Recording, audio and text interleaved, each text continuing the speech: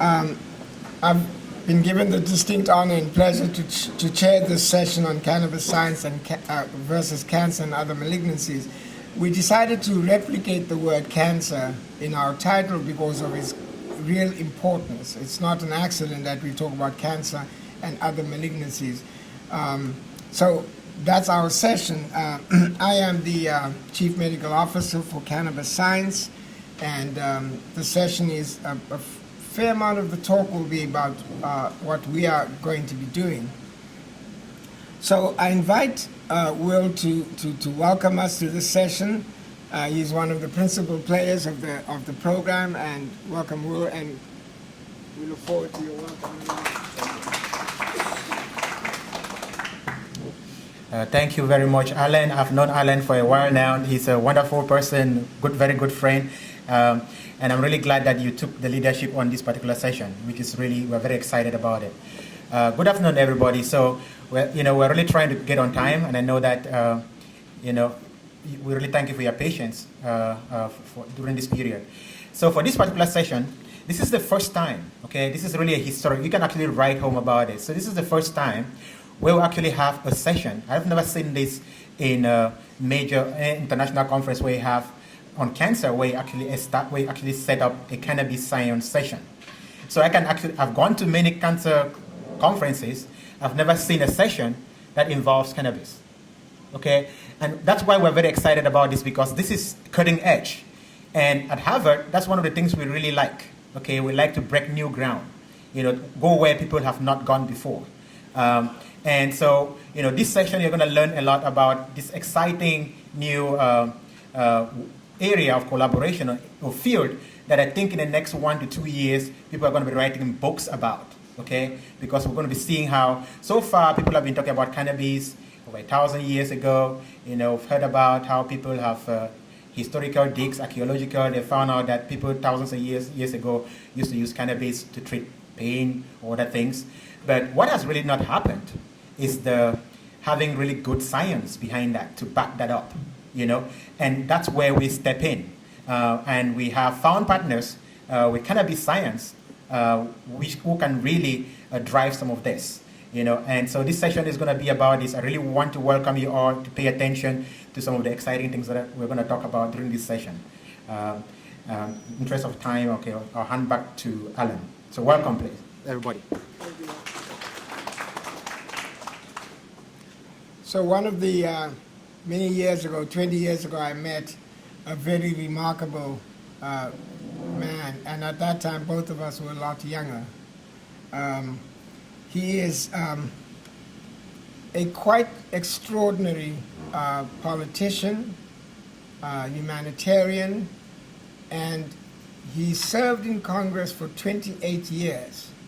Now the surprising thing of that was that when he started, he used to wear platform shoes, and so his 6'6" was like 6'9", and he had a big black afro. And this was the time when people that looked like the Honorable Mr. Dellums would scare white people. But he was elected 14 times from a mostly white district in Oakland, California. 14 times. I think it's still a record. And he can bring peoples together of disparate cultures more easily than anybody else. We've worked together on AIDS in Africa, and he tells a story that when he first arrived in Africa, he was greeted as the Honorable Congressman Dellums, and then he was greeted as the Honorable Senator Dellums, and then finally they considered him the Honorable Professor Congressman Senator Dellums. So it's with great pleasure to invite my friend, the Honorable Ron Dellums, to give remarks. Thanks, Ron. Let me first thank my friend for his very kind and generous introduction.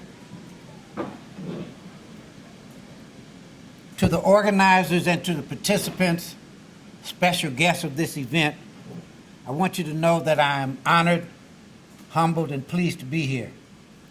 In the few moments that I have with you, I'd like to share a few ideas. One is that I come from a generation, from a time and place where we embraced a very simple yet powerful idea, and I echo the sentiments of my colleagues who made the point a little earlier, that big problems require big response. Big problems require big ideas, big policies. Big problems require a response as big as the problem, so that we're there to address the problem, not tinker at the margins. I had some experience as a young member of Congress who represented Oakland and Berkeley when on my way from Washington, D.C. back to the Bay Area, I picked up a magazine with an article written by a group of people called the Medical Committee for Human Rights. In that article, they laid out the principles upon which a national approach to health care should be based. And I was thrilled by the principles that they laid out. One of them was a simple, powerful statement that access to health care should be a right of all the people and not a privilege of some. So when I got back to Washington, I contacted this group. And I said, your ideas are magnificent. They're big ideas to address a big problem, the lack of access to health care for millions of people. I would be honored and privileged as a member of Congress to be the sponsor of a piece of legislation that you would come to Washington to help us write that would lay out a radical point of departure for America's health delivery system. They agreed to do it. And for the first time in American history, we introduced the National Health Services Act. And as I understand it, it probably is the only time anyone ever introduced a major point of departure in developing a national approach to health care. Senator Ted Kennedy introduced a bill calling for national health insurance. While we had different approaches to the problem, they were not mutually exclusive. So we met with each other and we formed an alliance, because together we had the overwhelming majority of American people. It was a moment of hope and optimism and inspiration. I find it incredible that I stand before you today, over 40 years later, and we're still caught up in trying to address the problem of national health insurance and to embrace the simple yet powerful idea that access to health care should be a right of all the people and not a privilege of some. Right? That said, I offer another thought. In my humble opinion, everything in this world has changed except the way many of us think. Many of us continue to think unilaterally in a world that's becoming increasingly multilateral, in a world that's becoming increasingly interrelated, interdependent, where we're mutually vulnerable. Where does that point get writ large? It's when we begin to talk about global health. Suddenly, there it is. Big problem requiring big solution in an interrelated, interdependent world where we are mutually vulnerable, where we need to figure out how to come together. Those are the ideas that I wish to share with you in setting the stage for the speakers who will come. Because as you have done over the last several days, is figure out how we can address non-communicable diseases like cancer. These are big problems that require big solutions, not tinkering at the margins.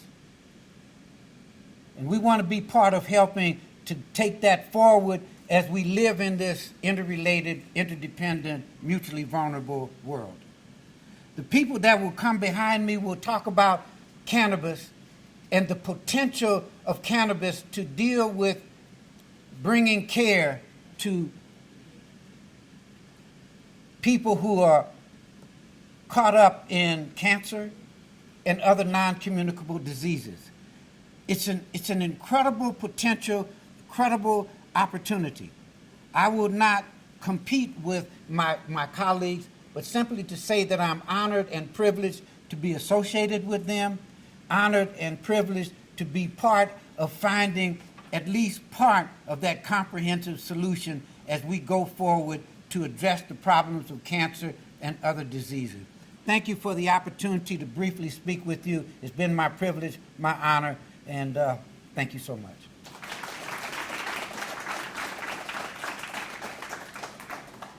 One thing that people may not know about Mal Foote, and I consider him to be Dr. Mal Foote, and if I was still the dean of the faculty, I would give him that doctorate, is that many, many years ago, Ron Dellums, Mal, and I got together and changed the conversation about HIV/AIDS.